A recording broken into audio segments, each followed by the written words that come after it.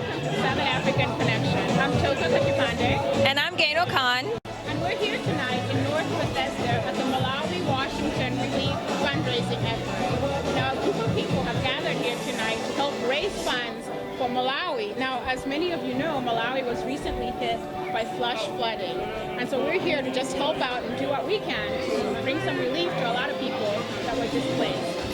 It's very tragic what happened in Malawi, but I'm grateful for the Malawian community and friends of Malawi that came out here tonight and made this event possible. This event was made possible by Malawi Washington Foundation, Southern African Community USA, SACU, and Malawi Washington Association. And I just want to thank you for making this event possible. Yes, it's great. It's going to be a great evening and for a good cause. So let's take a look. Let's take a look.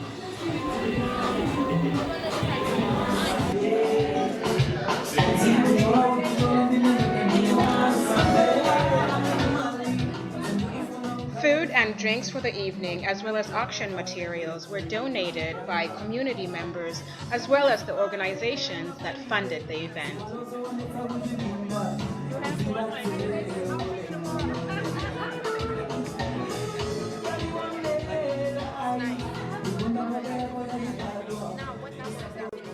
In addition to bidding for a variety of African goods, attendees could also purchase raffle tickets for a prize for that evening. All the proceedings, all the monies that were collected that evening went towards Malawi flood relief. With me, I have two lovely ladies here. Your name, ma'am? Reverend Cindy Ledlamini, originally from Johannesburg, South Africa, Soweto. I'm from Orange Farm in Gauteng. What's your name, ma'am? My name is Ntiwa Satobes. Can you tell me your association with this event tonight? Why are you here, and what do you think about this event? How did you come to know about this event? I came to know about this event through my sister, Miss Satobes, because she has Malawian roots, and so I'm just here to support her, to be in solidarity with the people of Malawi and what they've gone through. It's not an easy thing to lose everything, you know, so we just want to support them, be there for them, and to let them know that we're praying for them, because I'm a minister, and they, you know, wherever they need any support, they can come to us.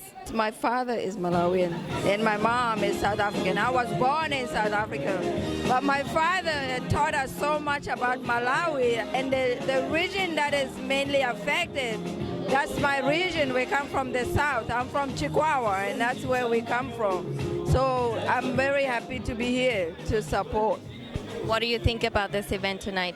This is a wonderful event. I'm really, my excitement about it is to see the young people involved, is to see the young people just you know, take charge and do things, and do it in such a way that there's documentation, there's accountability, and there's transparency. So I'm very proud to be here.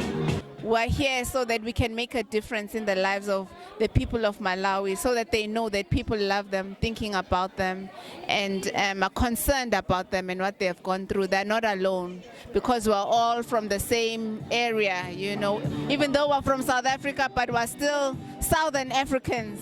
Well, we are praying for them, we are praying for our community, and we want the community to know that we are continually praying for them. We have a fellowship, we meet once a month just to pray for one another and pray for our country. So we are happy to be standing in the gap. And thank you so much for being here tonight. And here we are with some of the other attendees from tonight. Let us know who you are. My name is Tayo Osisino. I'm from Nigeria, but I live most of my time here in Maryland. Just here to support my friends. We know each other for a long, long time. What happened, anything we can do, come together to make this thing a wonderful night. My name is Knox Masiakurima, and I'm from Zimbabwe. I'm here to support the Malawian community. Helping raise funds and to provide support that evening were Malawians, members of the African community, Americans, and other friends of Malawi that were there to provide their support and help raise funds for this really good cause. So what What do you think is the most important thing about doing fundraising efforts like this? The love and support that we get from people from different associations, from different countries, goes a long way for Malawian victims. And what would you like to see the end results of this fundraising effort to be? Mainly it's for the victims in Malawi, so whatever whatever is donated or whatever is given towards the victims will go to the victims and just to help the victims out, whether it's financial, food, blankets, whatever it is, will go towards the victims just to help the victims go further with this flooding that has happened in Malawi. And we know there are quite a lot of people that were affected, right? Yes, there's quite a lot of people that were affected, and whatever donations you make will go a long way for these victims. Whatever amount, whether it's small or big, will go a long way to help these victims. Even the smallest amount counts towards helping these victims. Great, and we can see you put in a lot of work into this, and we're glad to see people coming in and donating. Thank you so much. Thank you. Organizers also featured a video that night, a video that showed scenes from Malawi showing rescue missions and scenes from the many lands and homes that had been devastated by the horrible flooding. Extensive coverage of the floods. Here is some insight into the flood situation. Leaders from the three organizing nonprofits also spoke about the situation in Malawi, about their missions, and their reason for getting involved in this fundraiser. When His Excellency President Professor Peter Mutharika declared some districts of Malawi disaster areas in January, the districts then were 14. Now, the number has gone up to 17.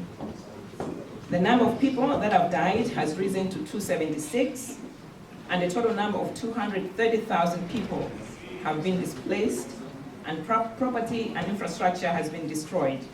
In the midst of this darkness, we take comfort in the loving kindness of the development partners, volunteers, emergency workers, and those individuals who took it upon themselves to come to their aid. In this time of great need, we turn to the light of the Lord to help and comfort us, our brothers and sisters. And that is why the organizers of this event have to be commended and congratulated. One of the most beautiful things about this event and the effort for the relief has been the partnership that three organizations have come together to make sure we can do this. And this is not the only time we are going to do a fundraiser, because we realize these floods, which Malawi has never experienced, is going to be a long-term process. Look at a disaster as a rubber band. You stretch it, to a certain point it's going to break. But at some point you have to return it to some sort of normalcy. And that's what we're trying to do. But it's going to be a long term. It's not going to just be now, feed them, no. As you heard, Malawi Washington Foundation, Malawi Washington Association, and SACU came together.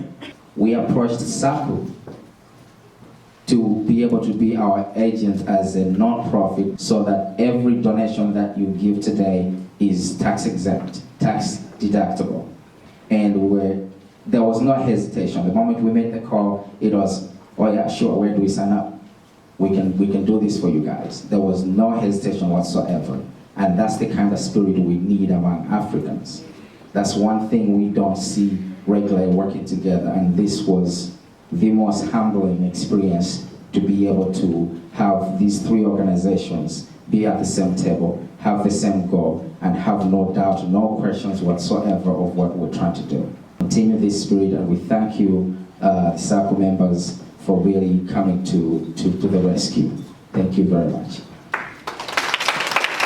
My name is Omega Taonesvi, and I am from Zimbabwe. And I am one of the co-founders of the Southern African community in the USA.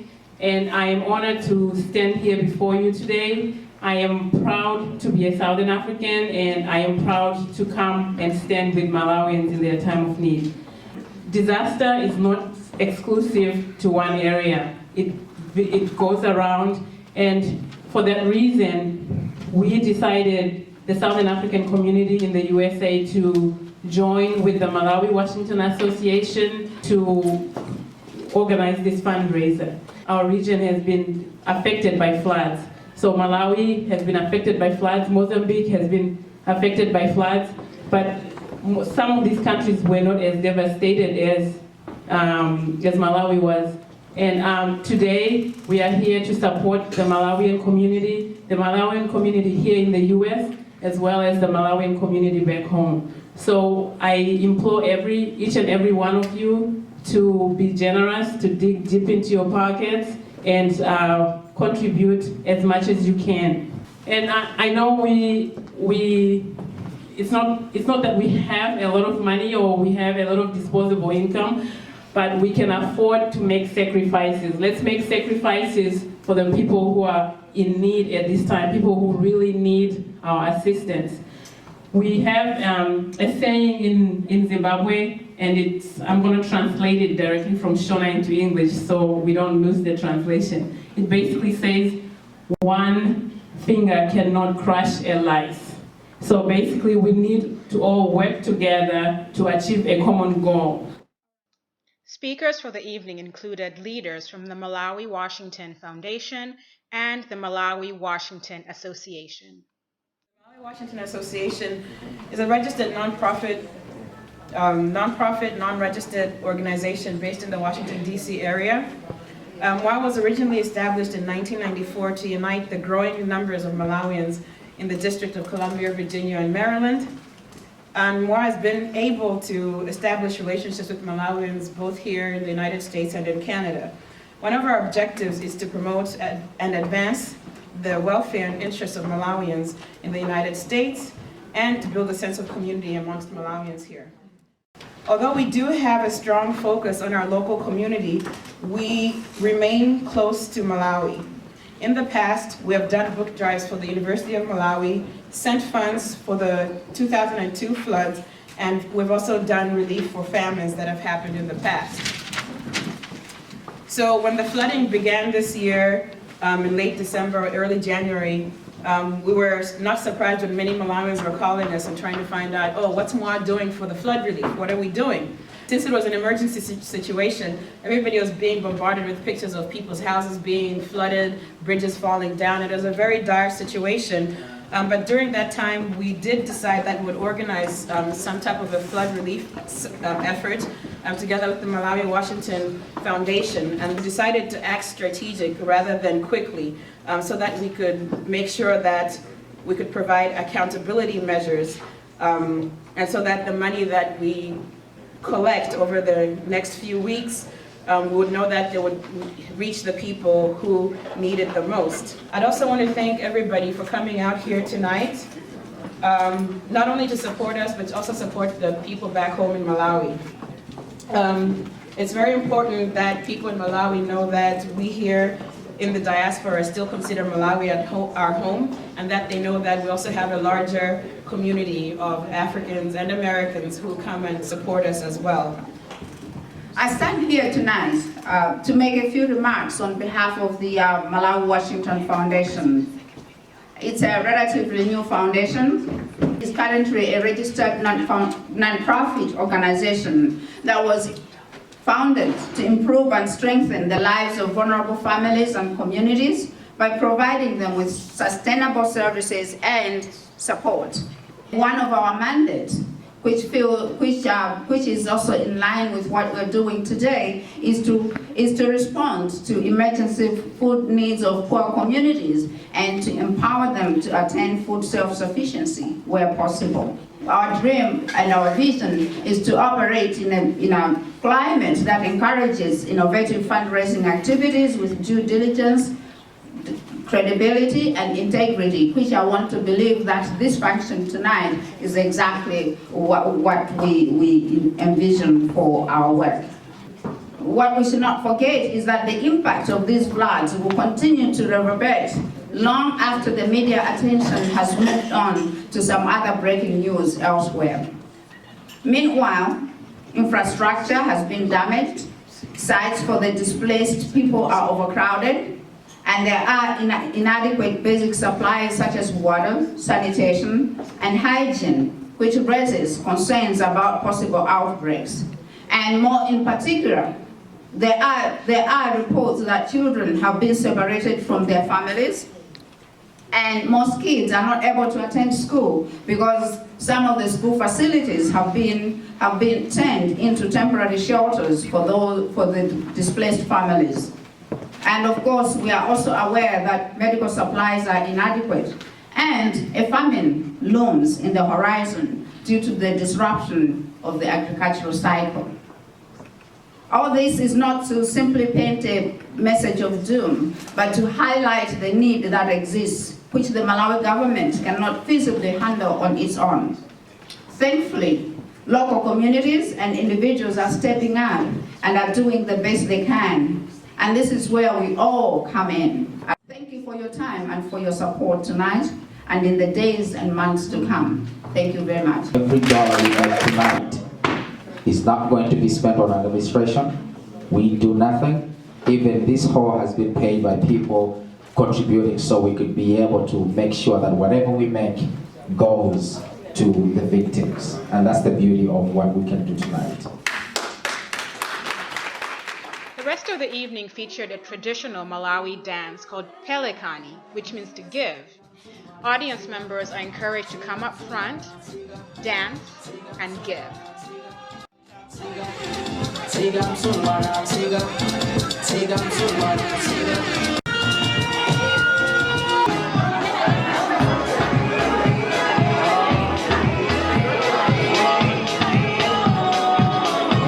I'm very happy that we're doing this because a lot of kids in Malawi will be helped. A lot of them, they don't have parents, they're orphans, and after we do this fundraising, I'm pretty sure they'll be all right. Everybody can make a difference. It doesn't really take $100 to make a difference in Malawi. $7 can buy mosquito nets.